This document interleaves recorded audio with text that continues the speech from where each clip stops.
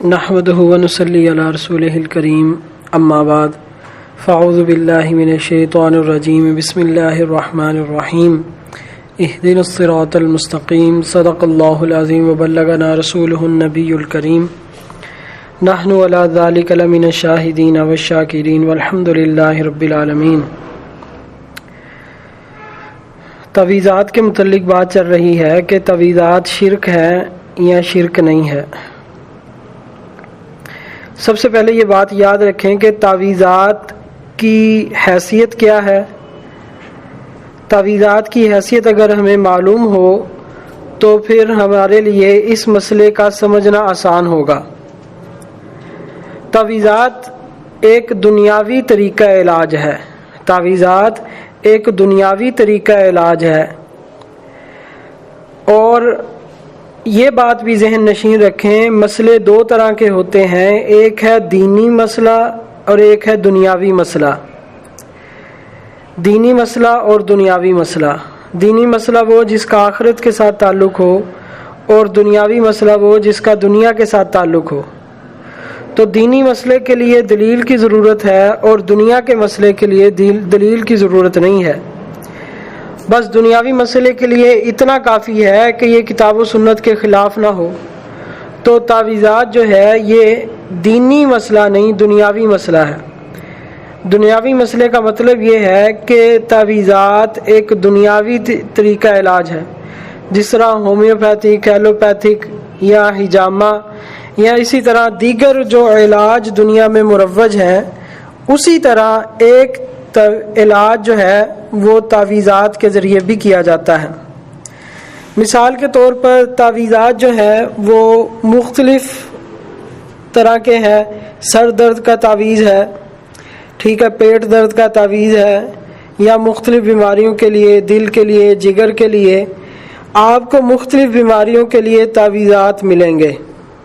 کوئی تعویذ ایسا نہیں ملے گا کہ جس سے یہ ہو کہ قبر میں منکر نکیر کے سوالات کے جوابات صحیح دیے جائیں، اس کے لیے تعویذ ہو، عذاب قبر سے محفوظ ہونے کا تعویذ، پل صراط سے گزرنے کا، نامہ اعمال دائیں ہاتھ میں ملنے کا تعویذ۔ تو تعویذات جو ہیں وہ دنیاوی طریقہ علاج ہیں۔ تو اب جب دنیاوی طریقہ علاج ہیں تو جس طرح دنیاوی طریقہ علاج میں فقط اتنی بات کافی ہے کہ وہ جو ہے وہ قرآن اور حدیث کے اور دین کے خلاف نہ ہو، اور اس کے لیے ہمیں کسی دلیل کی ضرورت نہیں پڑتی۔ مثال کے طور پر پیناڈول کی گولی ہے، ڈسپرین کی گولی ہے، مختلف ادویات ہیں۔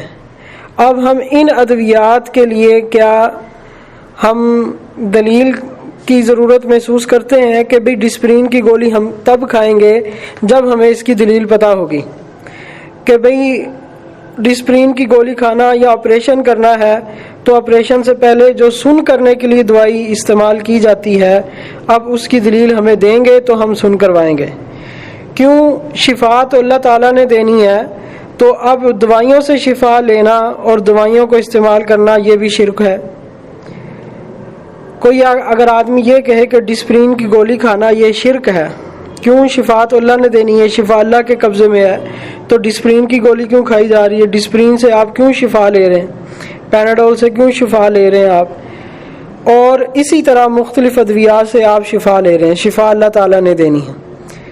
تو اب اس کو یہی کہا جائے گا کہ اللہ کے بندے ڈسپرین کی گولی، پیناڈول کی گولی یا دیگر ادویات، کوئی آدمی یہ نہیں کہتا، کوئی مسلمان یہ نہیں کہتا کہ میں اس سے شفا مانگ رہا ہوں کہ اے ڈسپرین کی گولی تو نہیں مجھے شفا دینی ہے، اللہ تعالیٰ شفا نہیں دیں گے، تو مجھے شفا دے گی، میں نے تجھ سے ہی شفا لینی ہے۔ کسی گھٹیا سے گھٹیا عمل والے مسلمان کا بھی یہ عقیدہ اور نظریہ نہیں ہوتا۔ وہ یہی سمجھتا ہے کہ شفا اللہ نے دینی ہے، بطور ایک دوائی کے اور بطور سبب کے میں یہ دوائی استعمال کر رہا ہوں۔ جس طرح ایک جملہ ہے، انبت البقل الماء یا انبت الربیع البقلہ، کہ اب یہ کربی کا جملہ ہے کہ کھیتی کو پانی نے اگا دیا، یا بہار نے جو ہے وہ پھولوں کو اگا دیا، اب یہ جملہ بولنے والا اس کا کیا مطلب لیتے ہیں؟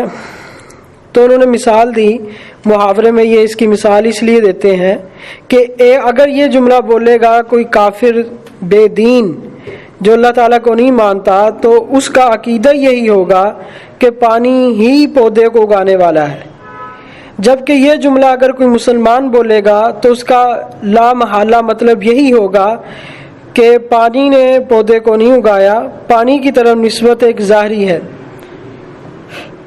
حقیقتاً پودے کو اگانے والی، پھولوں کو اگانے والی ذات اللہ تعالیٰ کی ہے، اور یہ ایک سبب کے درجے میں چیز ہے کہ اللہ تعالیٰ نے پانی کے ذریعے جو ہے وہ اس کو پیدا کر دیا ہے۔ تو پانی کی طرف اس کی نسبت جو ہے وہ ظاہری اعتبار سے ہے، حقیقی اعتبار سے اللہ تعالیٰ ہی نے اس کو اگایا، جیسے کہ اللہ تعالیٰ فرماتے ہیں کہ ہم نے پانی برسایا لِيُحْيِيَ بِهِ الْأَرْضَ بَعْدَ مَوْتِهَا، تاکہ اس کے بعد اس کے ذریعے ہم زمین کو زندہ کریں، اور پھر ہم زمین سے جو ہے وہ درخت اگاتے ہیں اور پھل اگاتے ہیں اور سبزہ اگاتے ہیں۔ تو یہ جملہ بولنا کہ دوائی سے صحت مل جاتی ہے، پانی سے جو ہے وہ پودے اگاتے ہیں، یہ جملہ جب مسلمان بولتا ہے تو اس پر ہم کفر اور شرک کا فتویٰ نہیں لگائیں گے، اس کو یہ نہیں کہیں گے کہ یہ کافر ہو گیا ہے، کہ پانی تو جو ہے وہ نہیں اگاتا، اگاتی تو اللہ تعالیٰ کی ذات ہے، شفا اللہ تعالیٰ کی ذات دیتی ہے، ڈسپرین کی گولی تو شفا نہیں دیتی، یا ادویات تو شفا نہیں دیتی۔ تو اسی طرح جو ہے مسئلہ تعویذات کا بھی سمجھ لیں کہ تعویذات بھی دنیاوی طریقہ علاج ہے۔ اب دیکھیں تعویذات کہ جی میں نے تعویذ لیا تو میں ٹھیک ہو گیا، مطلب کیا ہوگا اس کا کہ تعویذ میرا معبود ہے اور میں اس کی عبادت کرتا ہوں، اور تعویذ میرا مشکل کشا ہے، اب اس نے مجھے ٹھیک کر دیا ہے۔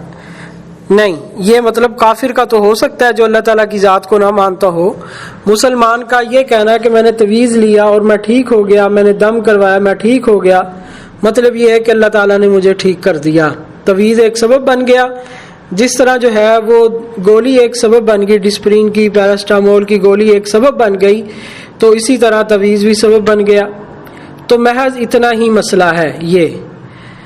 اب تھوڑا سا آگے میں اس کو لے کر چلتا ہوں۔ اب دیکھیں جس طرح دنیاوی ادویات میں سے وہ ادویات ناجائز اور حرام ہیں جس میں حرام چیزیں ملائی جائیں، ناپاک اور نجس چیزیں ملائی جائیں، شراب ملا لی جائے، خنزیر کی جو ہے چربی یا خنزیر کا خون یا دم مصفوح بہتا ہوا خون ملایا جائے، جو نجس اور ناپاک چیزیں ہیں اگر وہ ادویات میں شامل کر لی جائیں تو ایسی ادویات کھانا جو ہے وہ حرام ہے۔ ورنہ جو شرن جس میں کوئی ایسی چیز نہ ملائی جائے جو شرن منع ہے تو وہ ادویات جائز ہیں، اس کے لیے کسی دلیل کی ہم ضرورت نہیں محسوس کرتے، آپریشن کے لیے کوئی ہمیں دلیل کی ضرورت نہیں پڑتی، اور اگر ٹی بی کا علاج کروانا ہے، دل کے بال کھلوانے ہیں، تو پہلے ہم جو ہے وہ کسی حدیث یا قرآن کی آیت کا مطالبہ نہیں کرتے، یہ مجھے بیماریاں ہیں، اب مجھے آیت ملے گی، حدیث ملے گی تو میں جو ہے وہ علاج کرواؤں گا، ورنہ یہ شرک ہو جائے گا۔ اللہ تعالیٰ کی ذات جو ہے وہ شفا دینے والی ہے، تو میں ادویات کو استعمال کروں گا تو شرک ہو جائے گا۔ نہیں، وہاں ہم مطالبہ نہیں کرتے ان چیزوں کا، کہ ہم کہتے ہیں یہ دنیاوی طریقہ علاج ہے، اور دنیاوی طریقہ علاج جب تک اس میں کتاب و سنت کے خلاف چیزیں نہ پائی جائیں تو وہ جائز اور درست ہیں، مباح ہیں، اس کے لیے دلیل کی ضرورت نہیں۔ ہاں جب وہ دنیاوی طریقہ علاج میں شریعت کے متصادم، شریعت کے خلاف کوئی چیزیں پائی جائیں گی تو پھر اس وقت جو ہے وہ چیز منع ہو جائے گی۔ تو اسی طرح جو تعویذات ہیں، وہ تعویذات کہ جس میں کوئی شرکی الفاظ نہ ہوں اور کفری الفاظ نہ ہوں تو وہ تعویذات جائز ہیں، کیونکہ ان تعویذات سے علاج کروانا تو جائز ہیں۔ اور جب ان تعویذات کے اندر شرک کی آمیزش ہو، کفر کی آمیزش ہو، تو وہ تعویذات جو ہیں ان تعویذات سے علاج کروانا ناجائز ہے، جس طرح خون کی ادویات سے، یا جس طرح جو ہے وہ شراب سے بنی ہوئی ادویات سے علاج کروانا ناجائز اور حرام ہے۔ اسی طرح جس میں کلمات کفر لکھے جائیں، شرک لکھا جائے، ان تعویذات سے بھی علاج کروانا ناجائز اور حرام ہے۔ مسئلے کی حیثیت صرف اتنی ہے۔ اب دلیل کی ضرورت نہیں تھی، لیکن چند ایک دلائل میں عرض کر دیتا ہوں، کیونکہ اصل تو یہ ہے کہ جو اعتماد اصل ہے، دین اسلام میں اعتماد اصل ہے کہ ماہرین فن پر اعتماد کیا جائے، جو دین کے بڑے ماہر ہیں، مجتہد ہیں، ان پر اعتماد کیا جائے، جو کتاب و سنت کے ماہر ہوں ان پر اعتماد کیا جائے، کیونکہ آج کل عدم اعتماد کا زمانہ ہے اور غیر مقلدیت کی غیر مقلدیت کی طرف سے ہی یہ ایک لوگوں کے دلوں میں وسوسے آ جاتے ہیں، جس سے بہت جو ہے وہ فتنے پیدا ہو گئے۔ ان میں سے ایک یہ بھی ہے کہ ہر چیز میں حدیث کا مطالبہ کرنا، اور پھر بعض لوگ تو یہاں تک آ جاتے ہیں کہ جی ہمیں بخاری اور مسلم کی حدیث دکھائیں۔ معاذ اللہ ان کے نزدیک اللہ کے نبی صلی اللہ علیہ وسلم کی وہ باتیں جو بخاری اور مسلم کے علاوہ ہیں، ان کے نزدیک اس کی کوئی اہمیت ہی نہیں ہے۔ تو جس آدمی کے نزدیک بخاری، مسلم اور صحیح ستہ، ترمذی، ابو داؤد، ابن ماجہ، ان کے علاوہ نبی پاک صلی اللہ علیہ وسلم کی حدیثوں کو وہ اہمیت نہیں دیتا اور وہ اس کو نہیں سنتا، تو یاد رکھیں اس کی بھی اہمیت اللہ کے نزدیک کوئی نہیں ہے۔ جس کے نزدیک اللہ کے نبی صلی اللہ علیہ وسلم کی حدیث کی کوئی اہمیت نہیں ہے، وہ اللہ تعالیٰ کے نزدیک صفر اور زیرو ہے۔ اس اللہ تعالیٰ کے ہاں اس کی کوئی اہمیت نہیں ہے۔ جبکہ ہمارے نزدیک اہل سنت والجماعت کے نزدیک نبی پاک صلی اللہ علیہ وسلم کی جمیع احادیث، بخاری مسلم میں ہو، ترمذی، ابو داؤد، ابن ماجہ میں ہو، مصنف ابن ابی شیبہ میں ہو، یا جتنی احادیث کی کتابیں ہیں ان کتابوں میں جتنی احادیث ہوں، ہمیں دل اور جان کی اتھاہ گہرائیوں سے ہمیں قبول ہے، وہ ہماری آنکھوں کا نور ہے، سر کا تاج ہے۔ کسی حدیث کا ہم انکار نہیں کرتے۔ اور محدثین نے بھی اس بات کی وضاحت کی ہے کہ ضعیف احادیث کو رد نہیں کیا جائے گا۔ کہتے ہیں جی ضعیف حدیث ہے، ضعیف حدیث ہے۔ یہ بھی ایک بہت بڑا فتنہ ہے، یہ حدیث کو یہ کہہ کر رد کر دینا کہ یہ ضعیف ہے، یہ بہت بڑا فتنہ ہے اور بہت بڑی جہالت ہے کہ جو آدمی یہ کہتے ہیں جی یہ ضعیف حدیث ہے، ہم نہیں اس کو مانتے ہیں۔ بہت بڑا فتنہ ہے۔ چاہے اس کو معاذ اللہ جو اس کو ضعیف حدیث کہہ کے رد کر دیتا ہے، چاہے اس کو استنجا کرنا بھی نہ آتا ہو اور چاہے اس کو وضو اور نماز کے بھی مسائل نہ آتے ہوں، وہ یہ کام بڑی دلیری سے کرتا ہے کہ جی یہ ضعیف حدیث ہے۔ بھئی اللہ کے بندوں کو خدا کا خوف بھی ہونا چاہیے۔ نبی پاک صلی اللہ علیہ وسلم کی احادیث کو ضعیف کہہ کر بلا تحقیق کے جو ہے وہ رد کر دینا، یہ بہت بڑا ایک فتنہ ہے۔ بہرحال اس پہ ضعیف حدیث حجت ہے اور احکامات میں بھی ضعیف حدیث جو ہے وہ قابل قبول ہوتی ہیں، لیکن کچھ شرائط ہے احکامات میں چلنے کی، اس پہ کچھ تفصیلی بیان میں نے کیا ہوا ہے، وہ سن لیا جائے۔ تو بہرحال اب اس کے لیے دلیل کی تو کچھ چندہ ضرورت نہیں تھی، لیکن پھر بھی میں کچھ دلائل عرض کر دیتا ہوں کہ جس سے معلوم ہو جائے گا کہ احادیث میں اس کی اجازت موجود ہے۔ اب مثال کے طور پر، اور پھر بعد میں یہ بھی عرض کر دوں گا کہ جس حدیث کا حوالہ بھائی نے دیا ہے یا جو حدیث پیش کی جاتی ہے کہ جس نے تعویذ لٹکایا اس نے شرک کیا، اس کا کیا مطلب ہے۔ سب سے پہلے مصنف ابن ابی شیبہ، یہ حدیث پاک کی کتاب ہے، امام بخاری رحمہ اللہ کے یہ استاد ہیں، انہوں نے کتاب لکھی مصنف ابن ابی شیبہ، ان کا نام ابو بکر عبداللہ بن محمد بن ابی شیبہ ہے۔ امام بخاری رحمہ اللہ کے استاد ہیں یہ، اور امام ابو حنیفہ رحمہ اللہ کے شاگرد ہیں۔ انہوں نے اپنی کتاب میں مصنف ابن ابی شیبہ جلد 5 صفحہ 42 پر مکتبۃ الرشد الریاض سے یہ کتاب چھپی ہے، اس میں حدیث نقل کی عن عائشہ رضی اللہ تعالی عنہا قال سألتها عن الرقیۃ من الحمۃ فقالت رخص رسول اللہ صلی اللہ علیہ وسلم لأہل بیت من الانصار فی الرقیۃ من کل ذی حمہ۔ حضرت عائشہ رضی اللہ تعالی عنہا سے پوچھا گیا تعویذ کے بارے میں، بخار کے تعویذ کے بارے میں، کہ یہ کیا کرنا جائز ہے یا ناجائز ہے، پوچھا گیا اس کے بارے میں۔ تو حضرت عائشہ رضی اللہ تعالی عنہا نے فرمایا رخص رسول اللہ صلی اللہ علیہ وسلم، کہ نبی پاک صلی اللہ علیہ وسلم نے اہل بیت انصار کو رخصت دی تھی، اجازت دی تھی، پھر رقیۃ من کل ذی حمہ، ہر طرح کی بیماری میں نبی پاک صلی اللہ علیہ وسلم نے تعویذات کی اجازت دی تھی۔ ہر طرح کا بخار ہو اس کے لیے نبی پاک صلی اللہ علیہ وسلم نے تعویذ کی اجازت دی تھی۔ تو اب دیکھیں کتنی واضح بات ہے، تعویذ کی اجازت کیونکہ دنیاوی طریقہ علاج ہے تو آپ صلی اللہ علیہ وسلم نے اس چیز کی اجازت عطا فرمائی۔ اگر ہر طرح کی تعویذ شرک ہوتے تو آپ صلی اللہ علیہ وسلم فرما دیتے کہ بھئی نہیں شرک ہے یہ۔ تو بھائی یہ نبی پاک صلی اللہ علیہ وسلم کا ہی فرمان ہے۔ پھر اس کے بعد ایک اور حدیث اسی کتاب میں امام بخاری رحمہ اللہ کے استاد اور امام ابو حنیفہ رحمہ اللہ کے شاگرد، گویا کہ امام بخاری رحمہ اللہ امام ابو حنیفہ رحمہ اللہ کے شاگرد ہیں، تو اسے اندازہ فرمائے امام ابو حنیفہ رحمہ اللہ کی عظمت کا اور ان کے علم کا۔ تو بہرحال حضرت انس رضی اللہ تعالیٰ عنہ فرماتے ہیں کہ قال رخص رسول اللہ صلی اللہ علیہ وسلم فی الرقیہ من العین والحمۃ والنملۃ، کہ نبی پاک صلی اللہ تعالی علیہ وسلم نے نظر بد، زہر اور پھنسیوں کے تعویذ کی رخصت دی تھی۔ یہ مصنف ابن ابی شیبہ جلد 5 صفحہ 43 پہ یہ حدیث مبارکہ موجود ہے۔ اسی طرح جلد 5 صفحہ 45 پر ایک اور حدیث کہ نبی پاک صلی اللہ علیہ وسلم خود بھی تعویذ دیا کرتے تھے، اور بلکہ یہ جو تعویذ میں جب تعویذ لکھا جاتا ہے تو کچھ پڑھ کر جو ہے وہ اس میں پھونک مارتے ہیں اور پھر وہ دیتے ہیں، یہ عمل بھی نبی پاک صلی اللہ علیہ وسلم سے مروی ہے۔ حضرت عائشہ رضی اللہ تعالی عنہا فرماتی ہیں ان النبی صلی اللہ علیہ وسلم کان ینفث فی الرقیۃ، کہ نبی پاک صلی اللہ علیہ وسلم تعویذ میں پھونک مارتے تھے، یہ بھی حدیث پاک موجود۔ پھر اس کے بعد جو ہے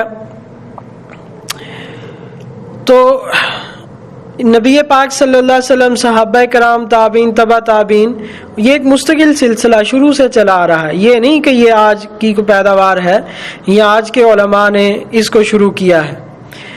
اب آپ اندازہ فرمائیں کہ ایک آثار میں نقل کرتا ہوں، حدثنا حجاج قال اخبرنی من رأى سعید بن جبیر، حضرت سعید بن جبیر رضی اللہ تعالیٰ رحمہ اللہ یہ تابعین میں سے ہیں، یہ کیا کرتے تھے، یکتب التعویذ لمن اتاہ، یہ تعویذ لکھتے تھے اس کے لیے جو ان کے پاس آتا۔ کوئی آ کر کہتا کہ حضرت یہ آپ تعویذ مجھے لکھ دیں کسی کام کے لیے، تو حضرت سعید بن جبیر رحمہ اللہ جو تابعین میں سے ہیں، صحابہ کرام کی زیارت کی ہے، تو تابعین ظاہر ہے خود اپنی طرف سے انہوں نے کوئی کام نیا نہیں شروع کیا ہوگا کہ اس وقت شروع کیا ہو، بلکہ ان کے سامنے، اور بہت بڑے محدث ہیں، یہ معمولی شخصیت نہیں ہے، بڑے علم والے تھے، تو یہ تعویذات کا کام کیا کرتے تھے۔ تو یہ یکتب التعویذ لمن اتاہ، سعید بن جبیر جو ہے وہ تعویذ لکھا کرتے تھے۔ اسی طرح ابو عصمہ کہتے ہیں قال سألت سعید بن المسیب، میں نے سعید بن مسیب، یہ بھی تابعی ہیں اور یہ سیدنا ابو ہریرہ رضی اللہ تعالیٰ عنہ کے یہ داماد ہیں، تو داماد ابو ہریرہ رضی اللہ تعالیٰ عنہ سے سعید بن مسیب سے پوچھا گیا عن التعویذ، تعویذ کے بارے میں، فقال لا بأس، اس میں کوئی حرج نہیں ہے، اذا کان فی ادیم، جب یہ چمڑے میں ہو تو پھر اس میں کوئی حرج والی بات نہیں ہے، کوئی بے ادبی کا بھی پہلو اس میں نہیں نکلتا۔ پھر اس کے بعد مصنف ابن ابی شیبہ میں ہی حضرت عطا رحمہ اللہ جو مشہور محدث ہیں، ان سے پوچھا گیا عن عبد الملک عن عطا فی الحائض یکون علیہ التعویذ، کہ جو حائضہ عورت تعویذ پہنتی ہے اس کے بارے میں، تو انہوں نے فرمایا کہ ٹھیک ہے، ان کان فی ادیم فلتنتزعہ وان کان فی قصبۃ فضۃ فان شاءت وضعتہ وان شاءت لم تضعہ، اور فرمایا کہ اگر اس میں ہے چاندی کے ورق میں ہے تو پھر اگر تو چاہے اتار دے اور اگر چاہے تو پہنے رکھے۔ تو انہوں نے بھی اس میں تعویذ کی اجازت دے دی۔ مصنف ابن ابی شیبہ جلد 5 صفحہ 43 پر۔ اور انہوں نے فرمایا کہ اگر چمڑے میں ہو تو اتار دے اور اگر چاندی میں ہو تو اس کو چاہے تو اتار دے چاہے تو پہنے رکھے، یعنی تعویذ پہننا جو ہے وہ جائز ہے۔ پھر اس کے بعد کانا مجاہد یکتب الناس یکتب للناس التعویذ فیعلقہ علیہم، کہ حضرت مجاہد رحمہ اللہ یہ تابعین میں سے ہے، عبداللہ بن عمر رضی اللہ تعالیٰ کے شاگرد خاص ہیں اور بہت بڑے مفسر ہیں۔ امام ابن کثیر رحمہ اللہ فرماتے ہیں اذا جاءت کا تفسیر من مجاہد فحسبک بہ، کہ جب تجھے تفسیر جو ہے وہ مجاہد سے پہنچ جائے، حضرت مجاہد رحمہ اللہ کسی آیت کی تفسیر بیان کرے تو پھر وہ تیرے لیے کافی ہے، تجھے اور کسی چیز کی ضرورت نہیں۔ بڑے اہل علم لوگ تھے تو انہوں نے وہ لوگوں کو تعویذ لکھ کے دیتے اور ان کو ان کے گلے میں ڈال دیتے۔ اسی طرح حضرت یونس بن خباب وہ کہتے ہیں سالت ابا جعفر عن التعویذ یعلق علی الصبیان، حضرت ابو جعفر رحمہ اللہ سے پوچھا گیا کہ کیا خیال ہے کہ بچوں کے گلوں میں جو تعویذ لٹکائے جائیں تو اس کے بارے میں آپ فرمائیں۔ فرخص فیہ، تو فرمایا کہ کوئی حرج نہیں ہے، اجازت ہے اس کی۔ پھر یہ آٹھ روایات ہو گئیں۔ پھر اس کے بعد جو ہے 9ویں نمبر پر حضرت عبدالعزیز بن صہیب قال انس یعنی لثابت، کہ حضرت انس رضی اللہ تعالیٰ عنہ وہ فرماتے ہیں حضرت ثابت سے الا القیکم برقیۃ رسول اللہ صلی اللہ علیہ وسلم، کیا میں تجھے نبی پاک صلی اللہ علیہ وسلم کا تعویذ نہ بتلاؤں؟ تو انہوں نے کہا بتلائیں۔ تو پھر انہوں نے آگے وہ بتلایا کہ نبی پاک صلی اللہ علیہ وسلم یہ تعویذ فرماتے تھے، یہ رقیہ تھا ان کا، وہ آپ صلی اللہ علیہ وسلم کا آگے انہوں نے رقیہ بیان فرمایا۔ یہ سنن ابی داود میں، یہ کتاب الطب میں یہ روایت موجود ہے، حدیث نمبر 500۔ اور اس کا باب جو امام ابو داود رحمہ اللہ نے باندھا ہے وہ یہ ہے تعویذ کیسے کیے جائیں۔ تو یہ احادیث جو ہیں یہ ساری تعویذات کے متعلق ہی ہیں۔ حضرت عوف بن مالک رضی اللہ تعالیٰ عنہ سے روایت، اور اب اس میں انہوں نے اس کی وضاحت فرما دی کہ جو نبی پاک صلی اللہ علیہ وسلم جو تھے وہ تعویذات جس تعویذ سے منع فرمایا تھا اس کا کیا مطلب تھا، اس کی بھی وضاحت خود نبی پاک صلی اللہ علیہ وسلم سے ہی موجود ہے۔ اچھا، بہرحال اور بھی احادیث ہیں تو اب میں ان کو اختصار کے ساتھ مختصر کرتا ہوں۔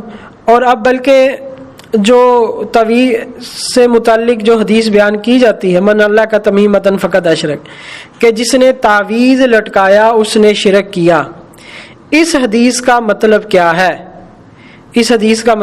ہے؟ کیونکہ اب دوسری طرف تو واضح احادیث آ رہی ہیں کہ تعویذ کی اجازت ہے اور اس حدیث میں تعویذ سے ممانعت کی گئی۔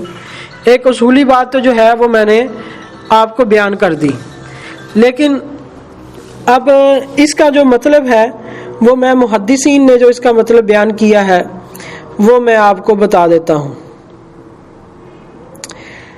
صحیح ابن حبان رحمہ اللہ بہت بڑے محدث ہیں، انہوں نے ایک کتاب لکھی صحیح ابن حبان، اس میں جو ہے وہ یہ حدیث مبارکہ لے کر آئے ہیں۔ صحیح ابن حبان میں حدیث مبارکہ لے کر آئے یہی والی حدیث، اور اس کے اوپر انہوں نے باب کیا قائم کیا ہے، ذکر الزجری عن تعلیق التمائم التی فیہ شرک باللہ جل وعلا، کہ ان تعویذات کے لٹکانے سے ممانعت کے بارے میں کہ جس میں اللہ جل شانہ کے ساتھ شرک کیا جائے، یعنی وہ تعویذات منع ہے جس میں شرکیہ کلمات لکھے جائیں۔ اب اس میں یہ حدیث لے کر آئے عقبہ بن عامر رضی اللہ تعالیٰ عنہ سے، وہ کہتے ہیں کہ میں نے نبی پاک صلی اللہ علیہ وسلم سے سنا یقول من علق تمیمۃ فلا اتم اللہ لہ ومن علق او دعا فلا ودع اللہ لہ، کہ جس نے تمیمہ لٹکایا جس نے تعویذ لٹکایا تو اللہ تعالیٰ اس کے کام کو پورا نہ کرے. ٹھیک ہے، تو اس میں تعویذ لٹکانے کی ممانعت آ گئی، اور یہ فرما رہے ہیں کہ یہ اس وقت ہے کہ جب اس میں شرکیہ لفظ ہوں. اور اس سے اگلا جو انہوں نے باب قائم کیا ہے وہ اس میں جو ہے وہ تعویذ کے متعلق کی روایت لے کر آئے کہ جس نے تعویذ لٹکایا تو اس نے وہ توکل سے بری ہے، وہ توکل سے بری ہے. اب یہ دونوں روایتیں لے کر آئے. پھر اس کے بعد جو ہے انہوں نے ایک اور باب قائم کیا. تو اس سے وہ یہ بتانا چاہ رہے ہیں کہ جس میں شرک ہو اور جس میں اللہ تعالیٰ کی ذات کے ساتھ شرک کیا جائے وہ تعویذات منع ہیں. پھر اگلا باب دیکھیں، ذکر خبر الدال علی ان الرقیہ منہی عنہ انما ہی الرقیہ التی یخالطها الشرک باللہ جل وعلا دون الرقیہ التی لا یشوبها شرک، کہ وہ تعویذات منع ہے جس میں شرک ہوں، اور وہ تعویذات منع نہیں ہے جس میں شرک نہ ہو. اب اس میں یہ حدیث مبارکہ لے کر آئے، یہ سنیے گا.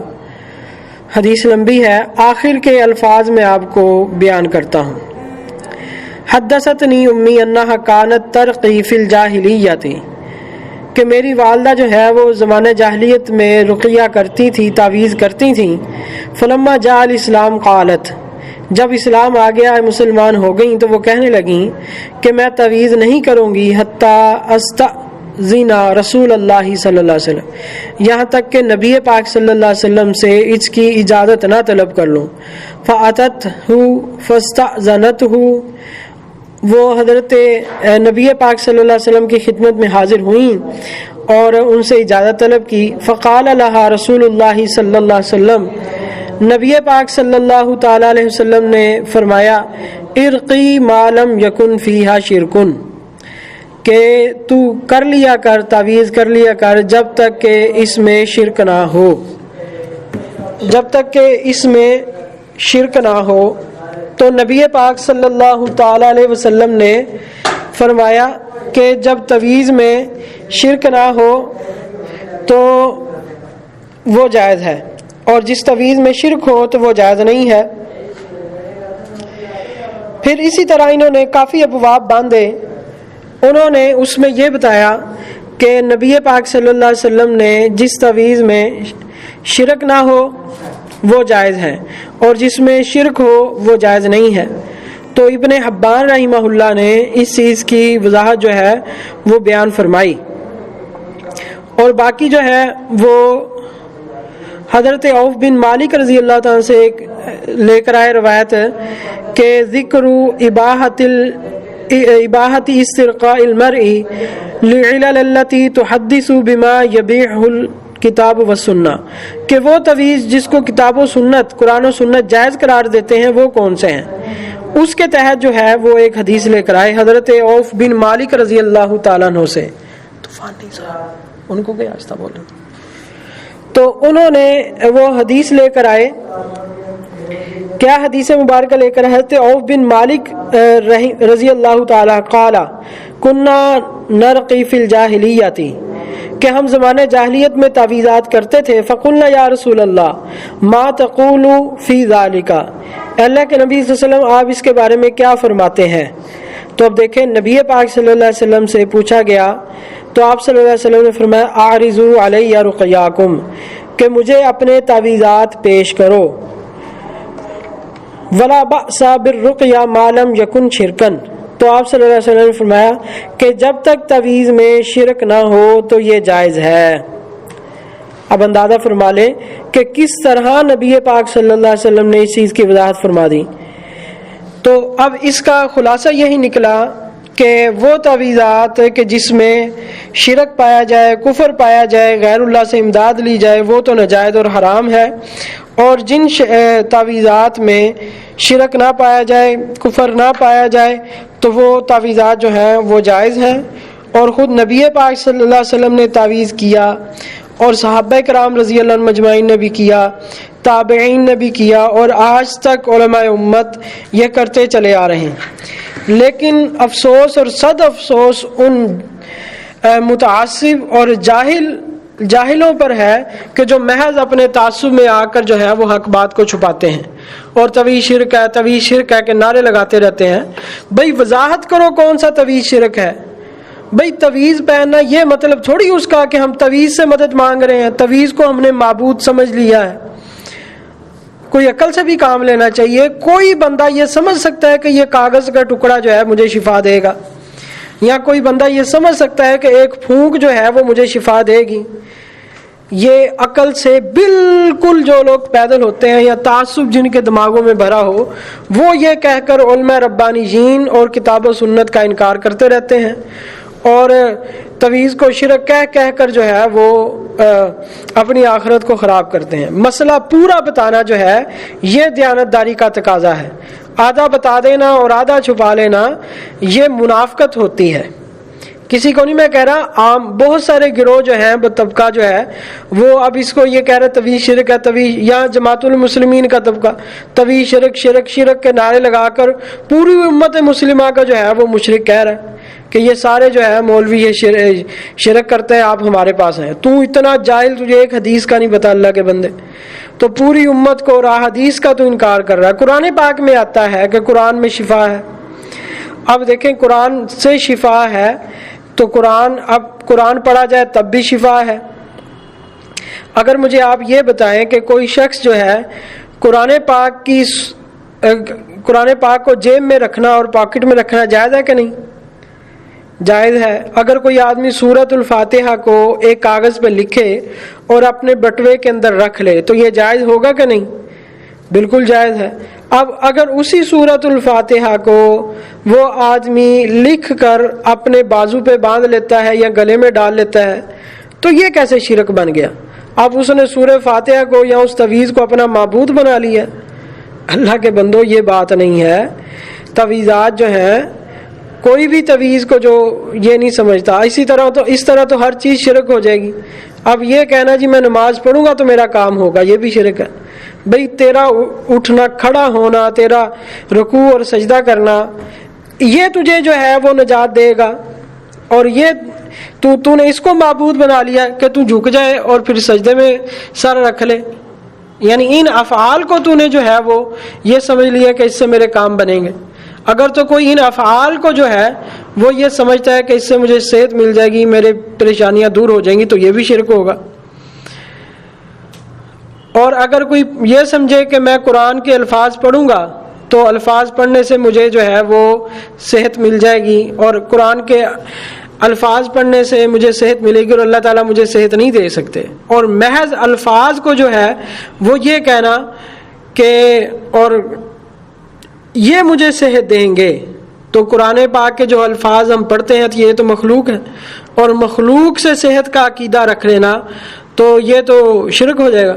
اس طرح تو پھر ہر چیز شرک ہو جائے گی، دوائی استعمال کرنا۔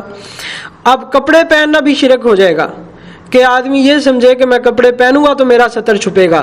ستر اللہ تعالیٰ کی ذات نہیں چھپاتی، بلکہ کپڑے کا پہننا جو ہے وہ ستر کو چھپاتا ہے، تو یہ بھی شرک ہو جائے گا، کیونکہ ستر تو اللہ تعالیٰ کی ذات چھپاتی ہے، اللہ تعالیٰ کے امر سے جو ہے یہ سارا کچھ ہو رہا ہے، اور اس نے کپڑوں کو سمجھ لیا، ٹھیک ہے نا۔ اب کھانا بھی شرک ہو جائے گا کہ پیاس لگی ہے تو پانی کی طرف جا رہا ہے کہ پانی سے پیاس بجھے گی، اب شرک ہو گیا۔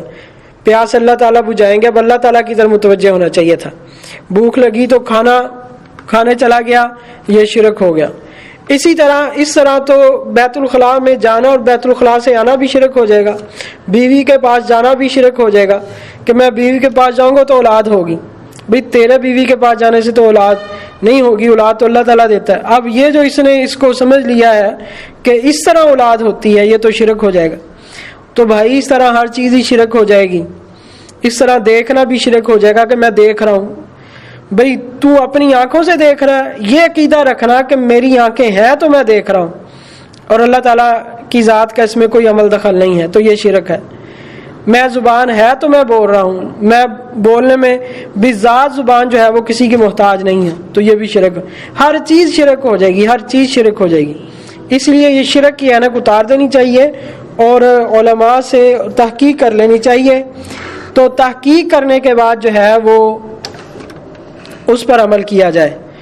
تو امید ہے انشاءاللہ العزیز، اور جو بات میں نے کوئی کی ہے تو وہ کسی کو سامنے رکھ کر نہیں کی، کسی کی ذات کو سامنے رکھ کر میں نے کیا ہو، ایک عمومی اور مطلقاً بات کی ہے.